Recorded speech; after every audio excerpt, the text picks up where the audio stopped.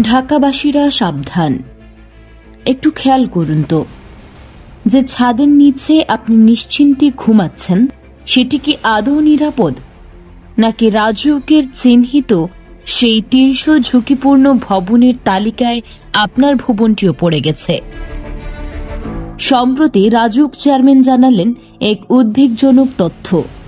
ঢাকা শহরে প্রাথমিক তদন্ত চালিয়ে তারা প্রায় ৩০০টি ভবনকে ঝুঁকিপূর্ণ হিসেবে চিহ্নিত করেছেন।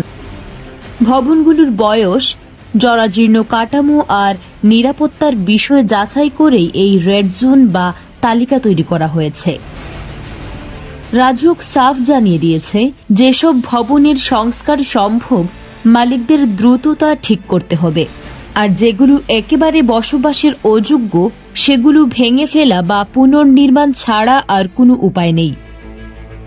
জননিরাপত্তার কথা ভেবে রাজউক নিয়মিত তদারকি চালিয়ে যাচ্ছে এবং প্রয়োজনে আরও ভবন পরিদর্শনের কাজ চলবে। তাই বিপদ আসার আগেই সচেতন হন। আপনার বা আপনার পরিচিতদের ভবনটি ঝুঁকিপূর্ণ কিনা তা যাচাই করুন এবং কর্তৃপক্ষের নির্দেশনা মেনে চলুন, কারণ দিন শেষে জীবনের নিরাপত্তাই সবচেয়ে বড় কথা। এই ধরনের গুরুত্বপূর্ণ আপডেট পেতে আমাদের সঙ্গে থাকুন। বিজিএন টিভি 24, সংবাদ যেখানে, বিশ্বস্ততা সেখানে।